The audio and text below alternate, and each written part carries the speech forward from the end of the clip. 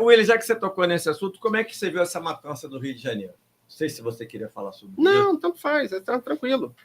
Rapaz, é a continuidade desse processo, né? Parece que é difícil a gente pensar algumas coisas, porque, assim, é aquela história, né? A realidade é uma síntese de múltiplas determinações. Existem várias camadas.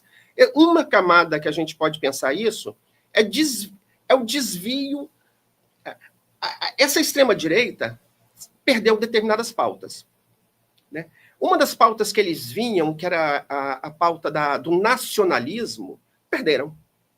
Porque hoje quem defende, de fato, o Brasil, inclusive externamente, é o presidente Lula, né? E ao fazer a crítica ao nosso governo, eles estendem bandeiras de países estrangeiros, notadamente aquela bandeira dos Estados Unidos, as bandeiras de Israel e tal. Eles perderam o discurso do nacionalismo.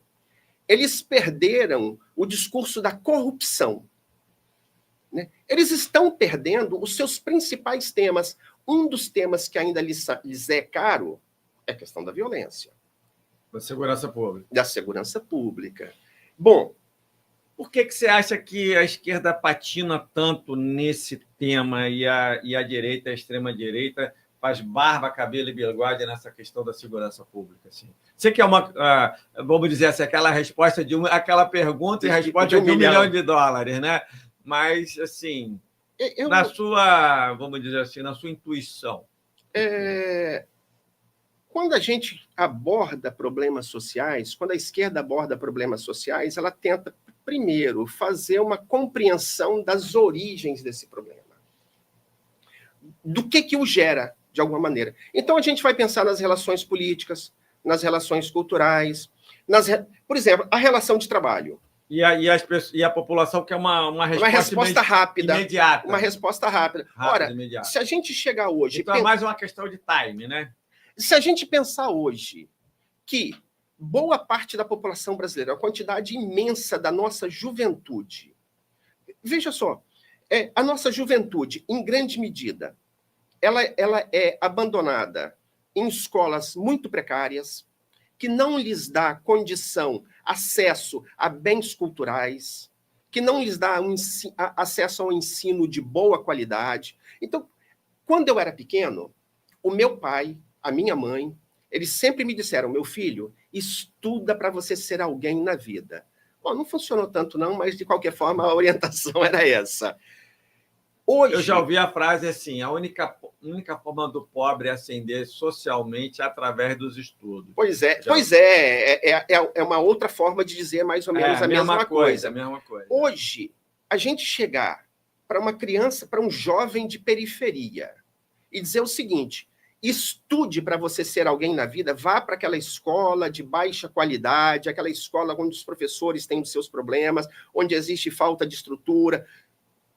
É óbvio que isso não encanta mais ninguém, isso não convence mais ninguém. Esse discurso do estudar nas realidades materiais concretas que nós temos, não que eu não estou fazendo um discurso contra o estudo, mas claro. A questão é que o nosso sistema educacional não consegue apresentar para a nossa juventude... Desde quando, né, William, uma imagem passou a falar mais do que 1000 palavras, as pessoas perderam um pouco dessa capacidade, né? E veja que até a década de 60, porque se dizia, não, porque nos anos 60, porque antigamente as escolas eram melhores, antigamente os professores eram melhores. E veja, esse antigamente, se eu for pensar pelo menos até os anos 60, os anos 70, as escolas eram basicamente escolas públicas e as frequentavam o filho da classe média, o filho do pobre.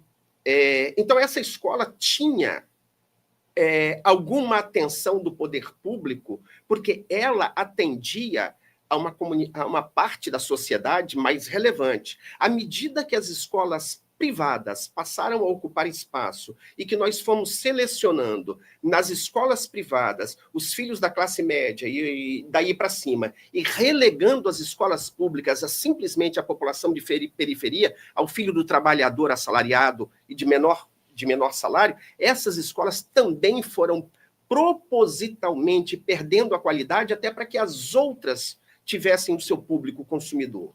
Então, essa escola do jovem de periferia, vamos assim dizer, ela deixa de ser uma porta de ascensão social. E para esse jovem, como chegar para ele e dizer, pura e simplesmente, estude? Muitas vezes o crime chega para ele com uma possibilidade muito mais interessante, lhe permite uma abertura maior, que ele vê que naquele ordenamento, na vida onde ele tem, ele não vai ter. Então, nós temos uma sociedade que convida cada vez mais ao consumo, que convida ao individualismo, a ter coisas, a ter produtos, a fazer esse jovem desejar aquelas mulheres que são modelos, aqueles carros que são aqueles carros, aquelas Ferraris, e ele olha para a realidade concreta, para a escola dele, ele não vê possibilidade de acesso a isso. O crime se apresenta como uma oportunidade. Então, é óbvio que ao dizer, ao falar, ao refletir sobre isso, a gente não apresenta de imediato uma solução para isso, para o crime. E essa pessoa que quer uma solução imediata para aquele indivíduo que roubou o seu celular, é mais fácil dizer o seguinte, prende esse cara, bate nesse cara, que é um a menos. Só que nós temos aquele um a menos ali naquele momento, uma sociedade que está produzindo uma quantidade cada vez maior desses indivíduos.